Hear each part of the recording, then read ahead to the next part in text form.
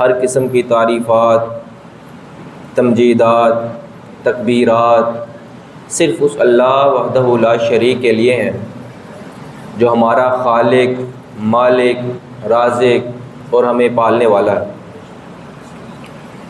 ہزاروں، لاکھوں، کروڑوں، اربوں، خربوں ان گنت درود و سلام اس ہستی اقدس پر جو ہمارے ہادی و مرشد، امام الاولین والآخرین، امام اعظم، پیغمبر اعظم جناب محمد الرسول اللہ صلی اللہ علیہ وسلم کی ذات اقدس پر، کہ جن کی اتنی محنتوں اور مشقتوں کے بعد ہمیں یہ توحید والا دین ملا۔ ہزاروں، لاکھوں، کروڑوں رحمتیں ہوں صحابہ پر، تابعین پر، تبع تابعین پر، محدثین پر، مفکرین پر، کہ جن کی وجہ سے اسلام ٹھیک حالت میں ہم تک پہنچا۔ اللہ رب العزت ان تمام کی قبروں کو نور سے منور فرمائے۔ سامعین محترم، اللہ رب العزت ہمارا مالک ہے،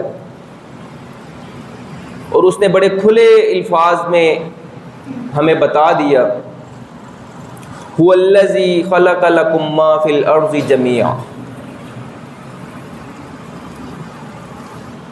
اللہ رب العزت نے فرمایا کہ اس کائنات میں، اس زمین پہ جتنی بھی چیزیں ہیں تمام کی تمام تمہارے لیے حلال ہیں، وہ تمہارے لیے جائز ہیں، تمہارے لیے حلال ہیں، ہاں اللہ کہ اس کے بارے میں اللہ کے رسول صلی اللہ علیہ وسلم نے کوئی وحی آ نہ گئی ہو ان پر، اور انہوں نے ہمیں بتا نہ دی کہ یہ چیز حرام ہے، یہ نہیں کھانی، یہ نہیں پہننی، اس کی طرف نہیں جانا۔ اس کے علاوہ تمام چیزیں اللہ رب العزت نے انسانیت کے لیے حلال کرائی۔ اور اللہ رب العزت سورہ مائدہ میں بھی فرماتے ہیں کہ یا ایھا الذین آمنوا اوفوا بالعقود، کہ اے ایمان والو، جو ایمان لے کر آئے ہو، مومن ہو، تو تم لوگوں نے جو وعدے کیے ہیں ان وعدوں کو پورا کرو۔ احلت لکم بہیمۃ الانعام، اللہ رب العزت نے آپ کے لیے چاند جانوروں کو، وہ جو چار پائے والے ہیں جن کو بہیمۃ الانعام کہتے ہیں، وہ تمام کے تمام آپ کے لیے حلال رکھے، الا ما یتلی علیکم، سوائے ان جانوروں کے کہ جن جانوروں کے بارے میں پیارے حبیب نے، محبوب نے یہ بتا دیا ہو کہ یہ جانور حرام ہے، اس کے علاوہ تمام جانور حلال ہیں۔ اسی طرح اللہ رب العزت نے اسی قرآن کے اندر ایک اور مقام پر فرمایا، حرمت علیکم المیتۃ والدم ولحم الخنزیر، جہاں پر اللہ کے رسول صلی اللہ علیہ وسلم نے اللہ کے حکم کے مطابق ہمیں یہ بتایا کہ یہ جانور حلال ہیں، وہاں پر اللہ کے رسول صلی اللہ علیہ وسلم نے اللہ کے حکم سے ہمیں یہ بھی بتایا کہ یہ تین چیزیں جو ہیں یہ آپ کے لیے ساری زندگی حرام ہے، یہ حلال نہیں ہو سکتی۔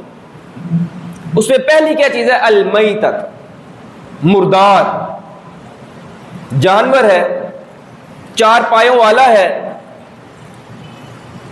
اور بہیمۃ الانعام کے اندر بھی آتا ہے،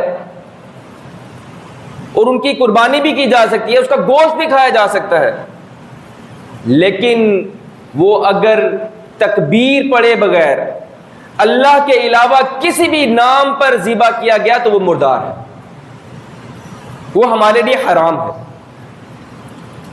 والدم، خون، پیارے آقا نے فرمایا کہ خون جس طرح کا بھی ہو، کسی بھی جانور کا ہو، چاہے اس کو جما لیا جائے، چاہے اس کو فریز کر لیا جائے، چاہے اس کی کسی بھی شکل کو بنا لیا جائے، فلیور بنا لیا جائے، اس کو ہم حلال نہیں سمجھتے، کیونکہ اللہ کے رسول نے اس کو حرام فرما دیا۔ پھر آگے ولحم الخنزیر، چار پایوں والا ہے، چار ٹانگوں والا ہے، لیکن اللہ کے رسول صلی اللہ علیہ وسلم نے واضح الفاظ میں اس کو حرام قرار دیا، یہ مسلمانوں پر حرام ہے۔ پھر آگے اللہ رب العزت نے فرمایا وما اہل لغیر اللہ بھی، اور وہ جانور بھی حرام ہے کہ جو جانور اللہ کے علاوہ کسی بھی انسان، شجر، نسب، بت، آستانہ، پیر، فقیر، کسی بھی نام کے ذبح کیا گیا ہو، وہ حلال ہونے کے بعد بھی وہ جانور حرام ہو جائے گا۔ والمنخنقۃ، گلا گھٹ کر مر گیا، جانور ہے، بکرا ہے، بھیڑ ہے، گائے ہے، کوئی بھی جانور ہے، اگر وہ جانور گلا گھٹنے کی وجہ سے مر گیا ہے تو وہ حلال ہونے کے بعد بھی حرام ہو جائے گا۔ کیوں؟ کیونکہ اس پر تکبیر نہیں پڑھی گئی، اس پر چھری تکبیر پڑھ کر چلائی نہیں گئی۔ والموقوذۃ، وہ جانور کہ جو کسی موٹے آلے کے لگنے کی وجہ سے مر گیا ہو، ایسا آلہ اس کو لگ گیا ہو کہ وہ آلہ جب اس کو لگا تو اس سے وہ مر گیا ہے، اس پر تکبیر نہیں پھری، وہ جانور بھی حرام ہو۔ والمتردیہ، ایسا جانور جو کسی بلندی سے گرنے کی وجہ سے مر گیا ہو، کوئی چھت سے گر گیا ہو، پہاڑی سے گر گیا ہو، اونچائی سے گر گیا ہو اور گر کر مر گیا ہے، حلال ہونے کے بعد بھی وہ جانور حرام ہو۔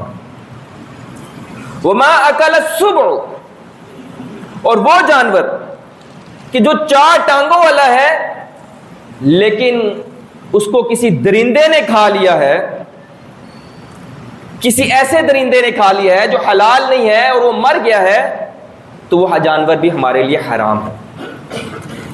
الا ما زکیتم، ہاں اگر کوئی ایسا درندہ ہے، ایسا شکاری ہے کہ جس کو آپ نے شکار کرنا سکھایا ہے، تکبیر پڑھ کے اس شکار کو چھوڑا ہے اور وہ جانور لے آتا ہے، زخمی ہے، اور جب آپ تک لے کے آتا ہے آپ اس کو ذبح کرتے ہیں، تکبیر پڑھتے ہیں، یہاں پر وہ جانور آپ کے لیے حلال ہے۔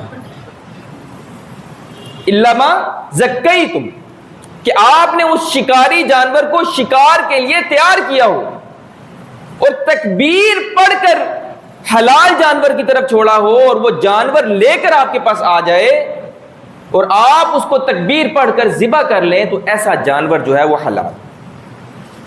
اس کے علاوہ باقی تمام قسم کے جانور جو حلال ہیں اور ان وجوہات کے اندر آ کر مر جاتے ہیں تو وہ تمام کے تمام حرام۔ اور اللہ رب العزت نے انسانیت کو بڑا بہترین مجموعہ بنایا ہے۔ جو ہم انسان ہیں، اولاد آدم ہیں، ان تمام کو بڑا بہترین مجموعہ بنایا ہے۔ اور انسان جب کسی خوشی کے موقع پر پہنچتا ہے یا اس پر کوئی موقع آتا ہے ایسا خوشی کا، یا گھر میں کوئی خوشی آتی ہے، تو وہ روٹین سے ہٹ کر کچھ کھاتا بھی ہے، کچھ پیتا بھی ہے، کچھ بناتا بھی ہے۔ وہ خوشی کا موقع چاہے بیٹے کی پیدائش ہو، وہ خوشی کا موقع چاہے بیٹی کی پیدائش ہو، چاہے شادی بیاہ کا موقع ہو، یا وہ خوشی کا موقع دوستوں کے ملنے کا ہو جو کافی دیر بعد ملے ہوں، تو اس موقع پر انسان جو ہے وہ کچھ خوشی کا اظہار اس طرح کرتا ہے کہ کچھ زیادہ کھانے بناتا ہے، کھانا کھاتا ہے، پیتا ہے اور اس طرح خوشی کا اظہار کرتا ہے۔ لیکن اسی طرح اللہ رب العزت نے ہمارے لیے بھی ایک خوشی کا موقع رکھا۔ سو حج میں اللہ رب العزت نے کیا فرمایا؟ وَأَذِّن فِي النَّاسِ بِالْحَجِّ، کہ لوگوں میں اعلان کرو، زور زور سے اعلان کرو۔ کس چیز کا؟ حج کا۔ حج نام ہے شور مچانے کا، حج نام ہے آوازیں لگانے کا، حج نام ہے نہر کرنے کا، حج نام ہے خون بہانے کا۔ اور کیا ہم نے لوگوں میں اعلان کرنا ہے؟ کس طرح سے دونگے بحال بچانا ہے ہم نے؟ اے اللہ، لبیک اللہم لبیک لا شریک لک لبیک ان الحمد والنعمت لک والملک لا شریک لک لبیک۔ یہ ہم نے بلندیاں کرنی ہے اللہ کے سامنے، تحلیلات کرنی ہے، تکبیرات کرنی ہے، اس کی تعریف کو بیان کرنا ہے اور لوگوں میں اونچی اونچی بیان کرنا ہے، شور مچانا ہے۔ اے اللہ ہم حاضر ہیں، اے اللہ ہم حاضر ہیں، تمام قسم کی نعمتیں تیری ہیں، تیری طرف سے آنے والی ہیں، ہر نعمت تیری طرف سے آنے والی ہے۔ یہ اسلام کی نعمت جو تو نے عطا کی، اس سے بڑی تو نعمت ہی کوئی نہیں۔ اے اللہ ہم حاضر ہیں۔ ہم اس دنیا کے اندر ہر امت پر اللہ رب العزت نے اس دنیا میں کوئی نہ کوئی منسک بنایا ہے، کوئی نہ کوئی منسک اللہ رب العزت نے ہر امت کے لیے بنایا. ہمارے لیے بھی اللہ رب العزت نے منسک بنایا. وہ منسک کیا ہے؟ وَلِكُلِّ أُمَّةٍ جَعَلْنَا مَنسَكًا لِيَذْكُرَ اسْمَ اللَّهِ عَلَى مَا رَزَقَهُم مِّن بَهِيمَةِ الْأَنْعَامِ. وہ منسک کیا ہے؟ وہ خوشی کیا ہے؟ وہ تہوار کیا ہے؟ وہ شور مچانا کیا ہے کہ ہم اکٹھے ہوں، جانور لیں اور 10 ذو الحجہ کو ان جانوروں کو نہر کریں، اللہ کے راستے میں ان کو قربان کریں، اللہ کے راستے میں ان کو پیش کریں. لیکن یہاں پر مقصد کیا تھا اللہ رب العزت کا اس قربان کو قربان کرنے کا؟ اللہ رب العزت نے کیا فرمایا؟ لَن يَنَالَ اللَّهُ لُحُومُهَا. بھئی اللہ کو تو نہ اس کا گوشت پہنچتا ہے نہ اس کا خون پہنچتا ہے، تو پھر اللہ رب العزت کو پہنچتا کیا ہے؟ وَلَكِنْ يَنَالُهُ التَّقْوَىٰ مِنْكُمْ.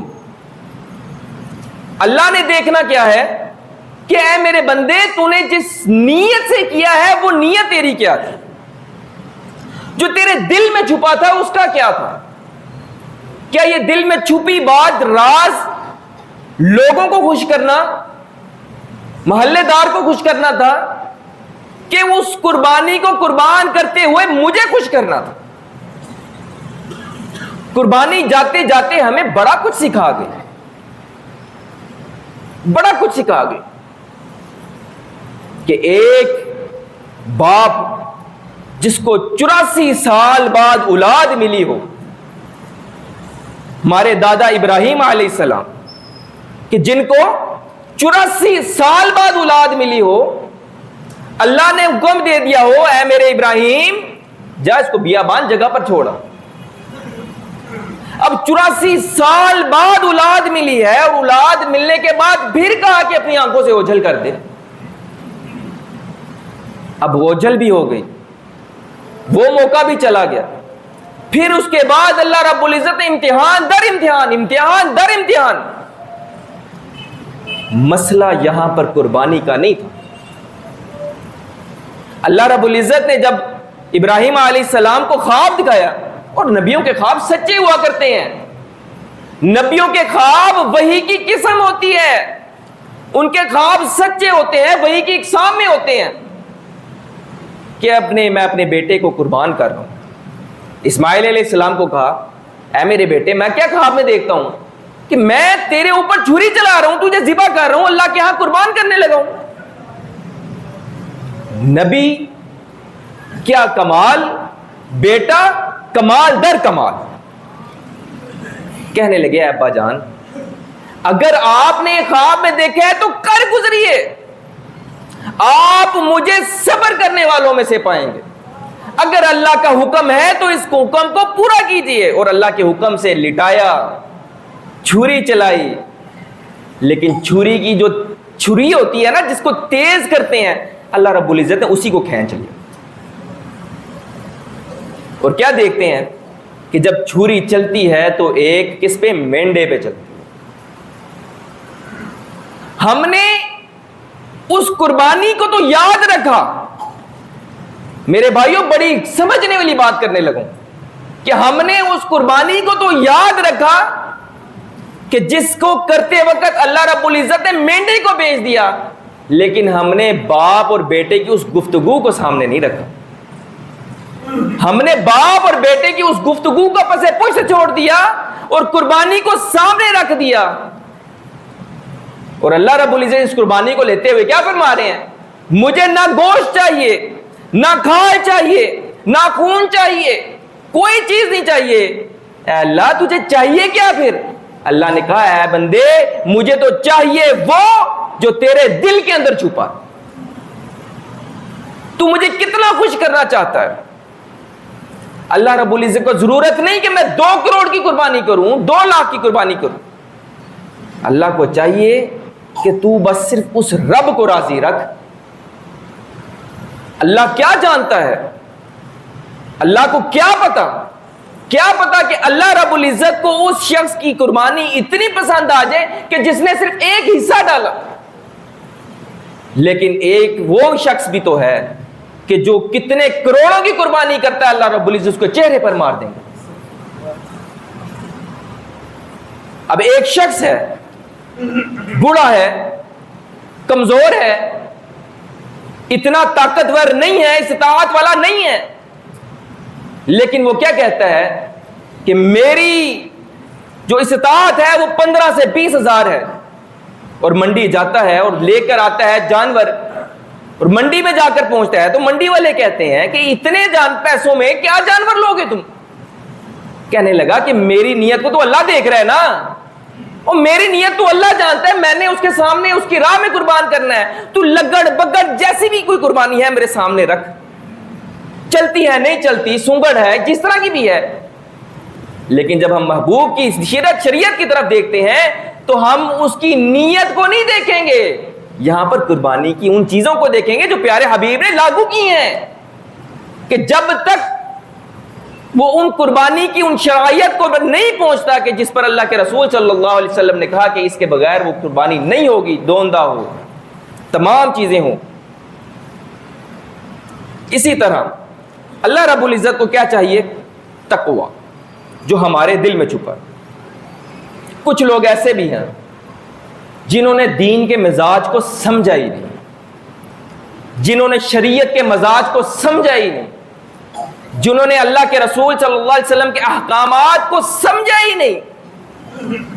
اور وہ دین کے دشمن کیا کہتے ہیں کہ ہر سال اتنے جانور ذبح کیے جاتے ہیں, کروڑوں کے حساب سے ذبح کیے جاتے ہیں, اس سے معیشت کا بیڑا غرق ہوتا ہے. ایک سال اگر آپ قربانی نہ کریں اور ان پیسوں سے کسی غریب کے گھر چلا دیں, ان پیسوں سے کسی غریب کی شادی کروا دیں, بچے کی گھر میں راشن ڈلوا دیں, اس کا کاروبار کروا دیں.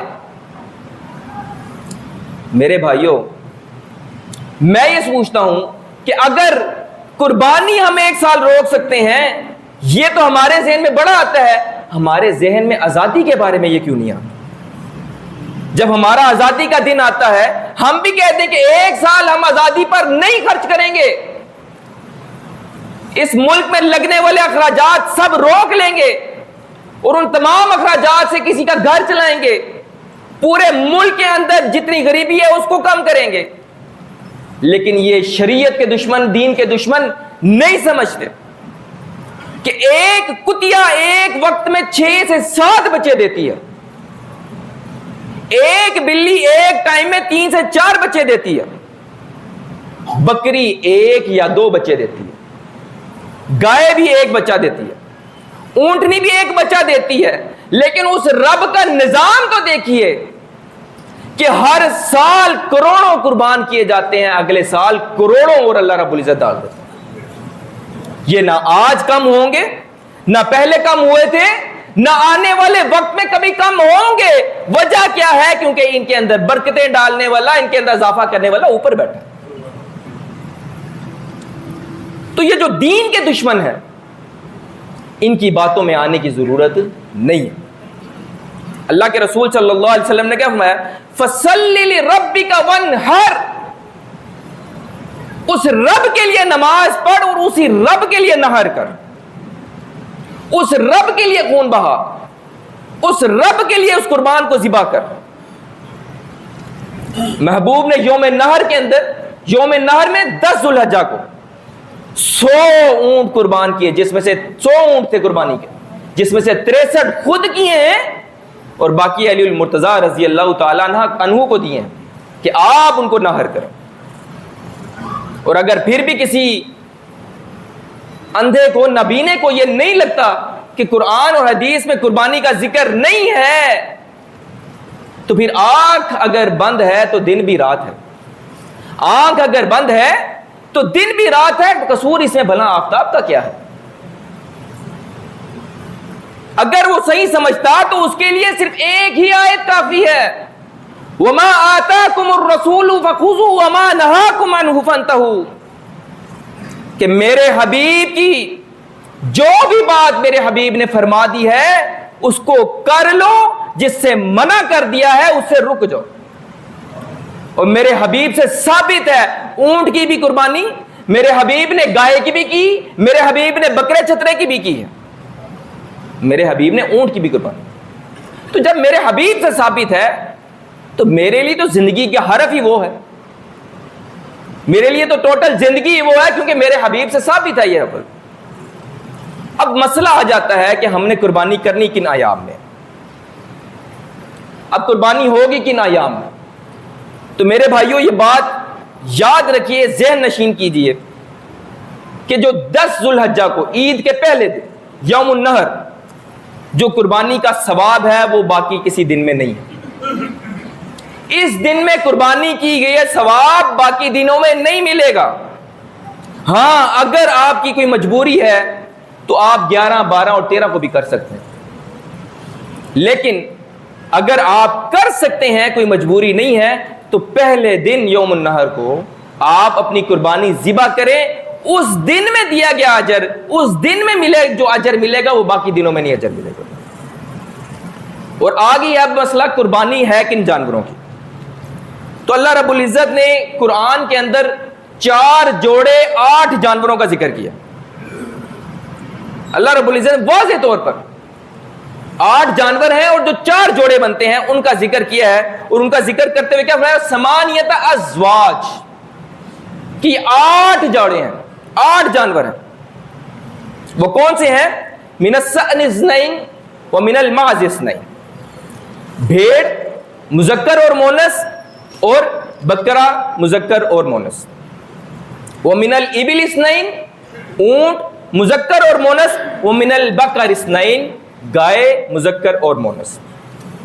یہ 4 جوڑے ہیں اور 8 جانور بنتے ہیں. اللہ رب العزت نے واضح طور پر فرما دیا کہ ان کی قربانی کی جائے گی. اب ہمارا مسئلہ آ گیا کٹے پر. اب کٹے کا جو مسئلہ ہے وہ اس کی قسم ہے کہ نہیں ہے, وہ جائز ہے, وہ ناجائز ہے, وہ کیا ہے. میرے بھائیوں میرا ماننا یہ ہے کہ اللہ رب العزت نے جو ہمارے لیے جانور حلال کیے ہیں قربانی کے لیے, وہ کون سے جانور ہیں؟ بکرا, بکری, گائے, اور گائے کی مذکر مونس ہے, اونٹ کا مذکر مونس ہے, اور اسی طرح بھیڑ کی مذکر مونس ہے.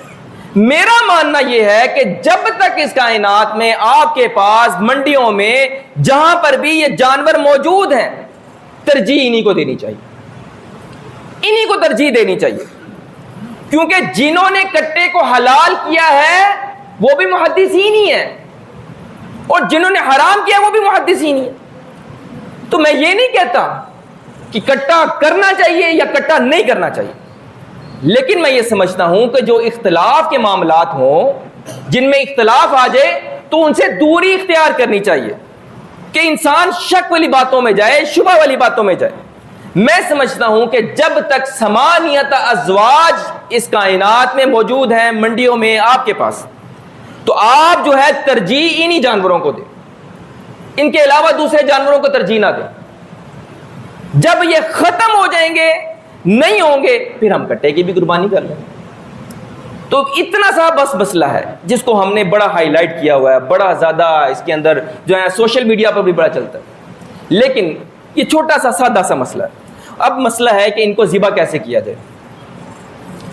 ذبح کرنے کا کیا طریقہ ہے؟ اللہ کے رسول صلی اللہ علیہ وسلم نے اونٹ کو جو ذبح کرنے کا, نہر کرنے کا طریقہ بیان کیا ہے.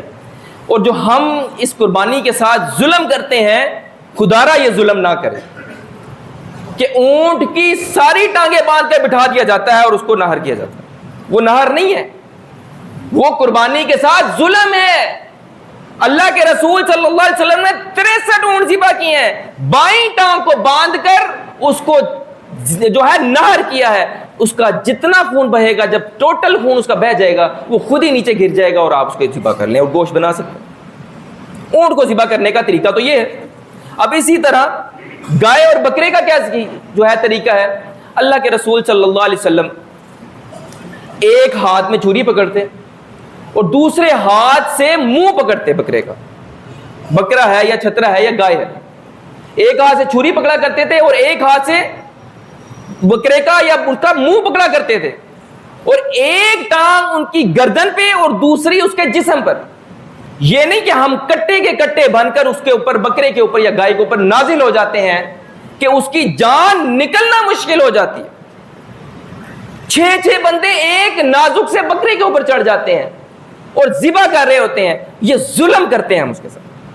اور اس سے بڑا ظلم میرا بھائیو, اس سے بھی بڑا ظلم جو ہے وہ یہ ہے کہ آپ قربانی کے سامنے قربانی ذبح کر رہے ہوتے ہیں. ایک اس کو موت دینی, موت کے اوپر موت دینا کہ اللہ کے رسول صلی اللہ علیہ وسلم میں کہ قربانی کو قربان کرتے ہوئے آسانی دو. اور اس سے بڑا ظلم کیا ہے ہمارا, قربانی ہمارے سامنے کھڑی ہے اور ہمارے کسائی چھریاں تیز کر رہے ہوتے ہیں, چھریوں کو تیز کر رہے ہیں, بتا رہے ہیں, اور قربانی دیکھ رہی ہے اور اس پر ظلم کیا جا رہا ہے. اللہ کے رسول نے ہمیں یہ تعلیمات نہیں دی. اللہ کے رسول کی تعلیمات کیا ہیں کہ چھری پہلے سے تیز ہو, قبلہ کی طرف منہ کیا جائے, ایک ہاتھ سے چھری پکڑی جائے اور ایک ہاتھ سے اس کا منہ پکڑا جائے. دائیں اور بائیں جو ہے نا وہ نالیاں ان کے خون کی, اور ان کے درمیان میں سانس والی نالی ہے. تو کہا کہ جب ان کو کاٹ دو تو اس کو چھوڑ دو تاکہ اس کی جان نکلنے میں آسانی ہو. یہ نہ ہو کہ اس کے سینے پر اس کے اوپر چڑھ کر بیٹھے رہو اور اس کی جان نکلنا مشکل ہو. اور اسی طرح نمود و نمائش کے لیے, نمود و نمائش کے ذریعے سے لی گئی, جو جن کی نیت یہ ہے کہ میں نے دکھانا ہے محلے کے اندر, میری گلی میں پتہ لگے, میرے محلے میں پتہ لگے, میرے رشتہ داروں میں پتہ لگے کہ اس بار میں نے جو قربانی لی ہے اس سے بڑی قربانی کسی کی نہیں ہے. تو اگر تو لیتے وقت بھی اگر یہی آپ کی نیت ہے تو میرے بھائیو ایسی قربانی لینے کا فائدہ نہیں ہے, پیسے ضائع نہ کیجیے, کیونکہ ایسی قربانی اللہ کو نہیں چاہیے. اللہ ایسی قربانی نہیں مانگتا. اور اسی طرح بعض لوگ, کئی لوگ آتے ہیں ہمارے پاس ادھار پہ لی گئی قربانی, کہ ایک شخص ہے وہ قربانی کرنا چاہتا ہے, وہ چاہ رہا ہے کہ میں ادھار لے لوں. تو میرے بھائیوں قربانی کا معاملہ ہی استطاعت کے ساتھ ہے. یہ فرض نہیں ہے کہ جس کے پاس پیسے نہیں ہیں وہ بھی کرے گا, جس کے پاس استطاعت نہیں ہے وہ قربانی نہ کرے, لیکن ادھار لے کر قربانی کرنا یہ مناسب نہیں ہے. اور اسی طرح عید کی نماز سے پہلے, عید کی نماز سے پہلے جو بھی قربانی اگر آپ نے ذبح کر دی تو وہ قربانی نہیں ہے, وہ عام گوشت ضرور ہے, عام گوشت وہ ضرور ہے لیکن وہ قربانی نہیں ہے. جب تک عید نماز نہ پڑھ لیں, دعا کے اندر شامل نہ ہو جائیں, تمام خطبہ دعا ختم نہ ہو جائے, اس کے بعد اگر قربانی کریں گے تو قربانی شامل ہوگی. اگر اس سے پہلے کی ہے تو وہاں وہ عام گوشت ضرور ہو سکتا ہے لیکن وہ قربانی نہیں ہو سکتی. اسی طرح ایک جانور آپ کے گھر کا کنبہ چاہے 10 افراد کا ہے, چاہے وہ 15 افراد کا ہے, چاہے وہ 20 افراد کا ہے, میں کہتا ہوں اگر 100 افراد کا بھی ایک کنبہ ہے آپ کے گھر کا تو ایک قربانی تمام کے لیے کافی ہے, تمام کے لیے کافی ہے. آپ اگر ایک حصہ بھی ڈالتے ہیں اور آپ گھر کے سربراہ ہیں اور آپ کے پاس استطاعت اتنی ہے کہ آپ ایک حصہ ڈالتے ہیں تو وہ ایک حصہ بھی پورے گھر کے لیے کفایت کرے گا. تو اسی طرح فوت شدگان کے لیے قربانی نہیں کی جا سکتی. جو فوت ہو گئے ہیں ان کی یہ قربانی ان کے لیے خاص, ان کے لیے لے کر قربانی نہیں ہوگی. لیکن اس بات کو آپ کیوں نہیں یاد رکھتے کہ آپ کی والدین, چاہے والد ہیں یا والدہ ہیں, وہ اس دنیا سے چلے گئے. آپ جو بھی نیک عمل کریں گے, جو بھی اس کائنات کے اندر جتنے بھی نیک عمل کریں گے, اس کا ثواب آپ کی نیت ہو یا نہ ہو آپ کے والدین کو پہنچنا ہی پہنچنا, پھر چاہے وہ قربانی کیوں نہ ہو. جو نیک عمل کریں گے تمام کے تمام کا ثواب آپ کے والدین اگر اس دنیا سے چلے گئے ہیں ان کو پہنچ کر رہے گا. اسی طرح جانور لیتے ہوئے خاص خیال رکھیں کہ صحت مند ہو, کانا نہ ہو, بہنگا نہ ہو, لنگڑا نہ ہو, اس کا لنگڑا پن واضح نہ ہو رہا ہو, کانا پن واضح نہ ہو رہا ہو, اور اسی طرح وہ عقل اس کی ٹھیک نہ ہو. آپ اس کو چلاتے دائیں ہیں وہ چلتا بائیں ہیں, آپ دائیں کھینچتے ہیں وہ بائیں جاتا ہے. جس کی عقل ٹھیک نہ ہو کہ اے یہ تمام جو جانور ہیں، یہ جانور جو ہیں ان کو نہیں خریدنا جب تک یہ عیب ان کے اندر موجود ہو۔ اور اس علماء تو اس لیے کہتے ہیں، اس بارے میں بھی کہتے ہیں کہ اگر کوئی شخص جانور لے آیا ہے، منڈی گیا ہے اور منڈی سے جانور لایا ہے اور لاتے وقت وہ بالکل ٹھیک تھا، اس کو کوئی بیماری نہیں تھی، لیکن گھر آ کر وہ بیمار ہو گیا ہے یا اس کو کوئی تھوڑی بہت چوٹ لگ گئی ہے، تو اس کے لیے وہ جائز ہے۔ کیوں؟ کیونکہ اس نے لیتے وقت تمام ان شریعت کو، ان تمام ان چیزوں کو مکمل کیا ہے جو اللہ کے رسول صلی اللہ علیہ وسلم نے بتائی تھی۔ تو اسی طرح آپ قربانی خود بھی کر سکتے ہیں، آپ قربانی کسی کو کروا بھی سکتے ہیں، آپ قربانی پوری کی پوری بھی کسی کو دے سکتے ہیں، آپ چاہیں تو قربانی کا گوشت پورا بنا کے کسی کے گھر میں دے سکتے ہیں۔ آپ سمجھتے ہیں کہ میرے رشتہ داروں میں اللہ کے رسول صلی اللہ علیہ وسلم نے جو بھی صدقے والا کام، خیرات والا کام، زکوٰۃ والا کام، اسی طرح کچھ دینے والا کام ہے، اللہ کے رسول نے سب سے پہلے لازم اپنے رشتہ داروں کو سامنے رکھا کہ پہلے حقدار آپ کے رشتہ دار ہیں۔ یہ نہ ہو کہ آپ پورے محلے میں بانٹتے پھرتے ہوں اور آپ کی بہن نے قربانی نہ کی، آپ پورے گھر پورے محلے میں بانٹتے پھرتے ہوں، آپ کے بھائی نے، آپ کے بھائی بہن نے، کزن نے، خالہ نے قربانی نہیں کی اور آپ پورے محلے میں بانٹتے پھر رہے ہیں۔ تو آپ کا پہلا ہدف یہ ہونا چاہیے کہ میں اپنے رشتہ داروں کو سب سے پہلے پہنچاؤں جنہوں نے قربانی نہیں کی۔ آپ پوری قربانی بھی کر سکتے ہیں، کھا سکتے ہیں۔ اور رہا مسئلہ کہ قربانی کا گوشت 3 دن یا 4 دن یا جتنے بھی بتائے جاتے ہیں کہ اس سے زیادہ یا اس سے پہلے ختم کرنا چاہیے، میرے بھائیوں وہ بھی مسئلہ آپ کے سامنے رکھ دیتا ہوں۔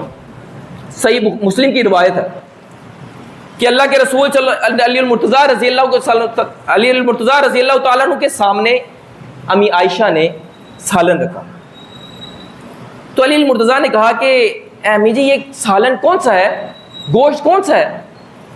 تو امی عائشہ نے فرمایا کہ یہ تو قربانی کا گوشت ہے۔ تو انہوں نے کہا کہ میں اب تب تک نہیں کھاؤں گا جب تک میں اپنے آقا سے نہیں پوچھ لیتا، میں اپنے محبوب سے پوچھوں گا، میرے محبوب اس کو فائنل کریں گے تو میں کھاؤں گا ورنہ نہیں میں کھاؤں گا۔ پہنچ گئے اللہ کے رسول کے پاس، کہنے لگے اے میرے پیارے آقا، مجھے امی عائشہ نے جو گوشت پیش کیا ہے انہوں نے کہا ہے وہ قربانی کا ہے، اور قربانی کو گزرے ہوئے کافی عرصہ ہو چکا ہوا ہے۔ تو اللہ کے رسول صلی اللہ علیہ وسلم نے فرمایا ذوالحجہ الی ذوالحجہ، کہ ذوالحجہ سے لے کر ذوالحجہ تک آپ گوشت کھا سکتے ہیں، اس کو آپ رکھ سکتے ہیں، آپ سارا کا سارا بھی رکھ سکتے ہیں، آپ سارا کا سارا بانٹ بھی سکتے ہیں، آپ سارا کا سارا بھی رکھ سکتے ہیں۔ تو اللہ کے رسول صلی اللہ علیہ وسلم کی اگر ہم ان 2 حدیثوں کو جو سامنے رکھیں گے تو ان سے بالکل پہلے والی ایک حدیث بھی ہمیں سامنے رکھنی چاہیے کہ اللہ کے رسول نے فرمایا کہ قربانی کس کا حق ہے؟ کہاں مسکینوں کا، غریبوں کا، یتیموں کا، بیواؤں کا، جن کے سر پر کوئی نہیں ہے، جن کے آگے پیچھے کوئی نہیں ہے، کہا کہ ان کو حق ان تک پہنچانا بھی تمہارا فرض ہے۔ تو اگر ہم یہ حدیث سامنے رکھتے ہیں کہ ہم پورا سال رکھ سکتے ہیں تو ہمیں اللہ کے رسول کی یہ حدیث بھی سامنے رکھنی چاہیے کہ ہم نے ان لوگوں تک بھی پہنچانا ہے گوشت جو اس کے حقدار ہیں۔ اللہ سے دعا ہے کہ اللہ رب العزت ہمیں اس پر عمل کرنے کی توفیق عطا فرمائے۔ وآخر دعوانا ان الحمد للہ رب العالمین۔